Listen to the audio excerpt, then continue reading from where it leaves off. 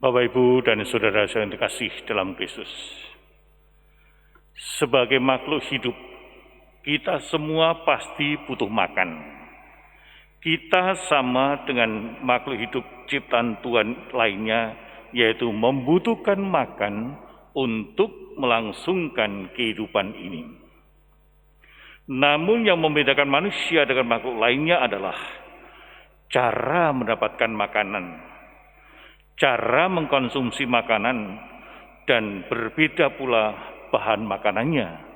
Itu kalau kita perhatikan dengan baik antara kita manusia dengan makhluk-makhluk yang lain. Bagi manusia, makan tidak hanya sekedar memasukkan sesuatu ke dalam mulut, mengunyahnya, lalu menelannya, dan kemudian masuk dalam sistem pencernaan kita masing-masing. Makan bagi manusia memiliki banyak dimensi dalam kehidupan. Ketika seseorang mengajak temannya makan, bukan hanya karena lapar, melainkan karena ada kebutuhan lain. Misalnya, mempererat persaudaraan, untuk mengalami syapaan batin, untuk melepas rindu, dan sebagainya. Jadi bukan sekedar makan bersama saja. Makanan bukan lagi hanya memenuhi kebutuhan biologis, melainkan merupakan kebutuhan psikologis, kebutuhan hati dan jiwa. Itulah makan bersama dalam hidup ini. Dengan makan terbangun kedekatan emosi dan hati.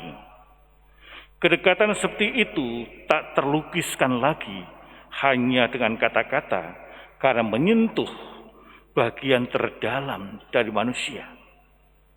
Maka perjumpaan yang sungguh-sungguh mengesan akan terpatri di dalam hati dan pikiran kita. Sulit sekali untuk dilupakan kalau itu perjumpaan yang sungguh-sungguh mengesan dalam hidup kita. Bapak, Ibu, dan saudara yang kasih, dalam Injil hari ini Yesus berkata, "Dagingku adalah benar-benar makanan dan darahku adalah benar-benar minuman." Orang yang mendengarnya kaget, terkejut, sekali juga heran, apa maksudnya? Makan tubuh Tuhan dan minum darah Tuhan mempunyai makna lebih dari sekedar memasukkan hosti ke dalam mulut kita, mengunyahnya, serta memasukkannya ke dalam pencernaan kita. Beda sama sekali ketika kita menyambut tubuh Kristus sendiri. Tetapi mempunyai arti yang sangat dalam.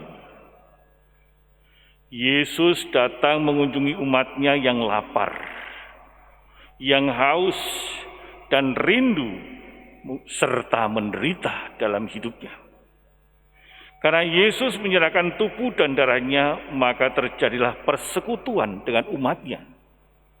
Maka ketika kita menyambut tubuh Kristus, kita sebut komuni, persekutuan. Kita membangun persekutuan dengan Allah.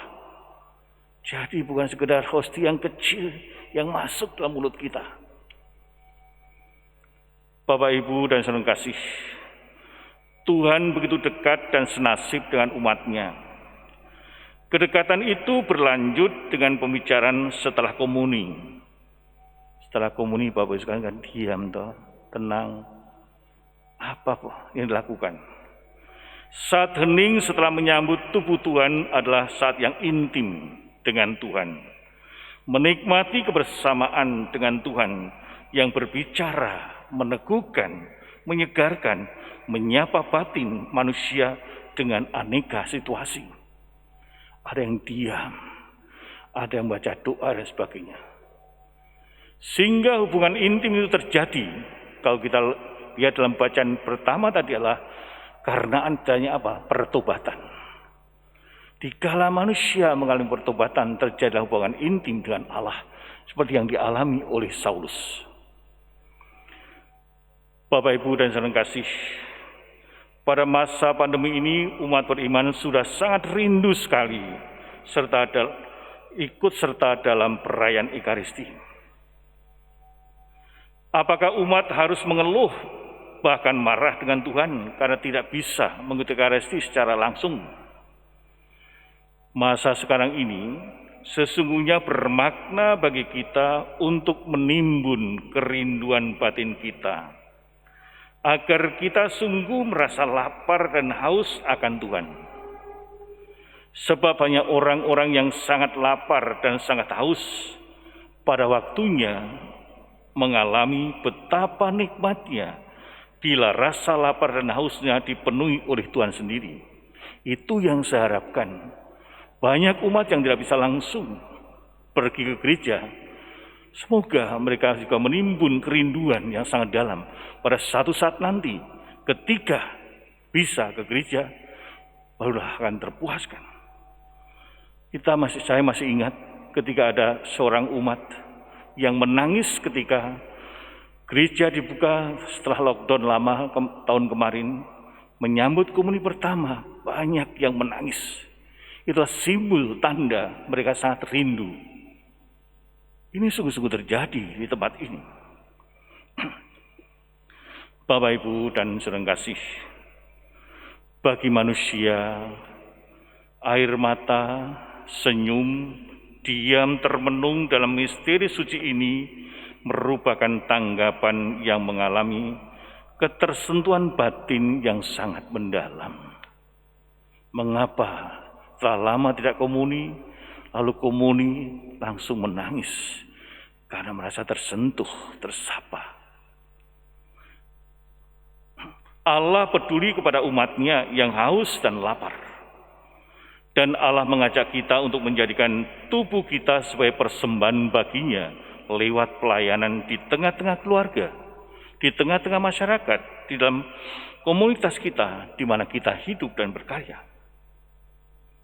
Menyambut tubuh Tuhan adalah usaha untuk semakin merasakan sapaannya, merasakan dukungannya, merasakan kekuatan Tuhan bagi umatnya, agar mampu membangun komunikasi, sekaligus juga membangun suatu komunitas di dalam hidup bersama di atas nama Allah sendiri. Coba Bapak sekalian, saya mengajak Bapak sekalian merenungkan doa komuni spiritual yang selalu ditayangkan.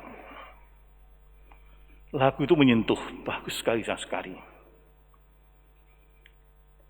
Yesusku, aku percaya Engkau sungguh hadir dalam sakramen Maha Kudus. Aku mencintaimu lebih dari segalanya, dan aku merindukan kehadiranmu dalam jiwaku. Karena sekarang aku tak dapat menyambutmu dalam sakramen Ekaristi, datanglah sekurang-kurangnya secara rohani ke dalam hatiku. Karena Engkau hadir di sini, aku memelukmu dan mempersatukan diriku sepenuhnya kepadamu. Jangan biarkan aku terpisah daripadamu. Lagu yang sangat menyentuh, sangat mengingatkan kita betapa rindunya manusia untuk berjumpa dengan Allah.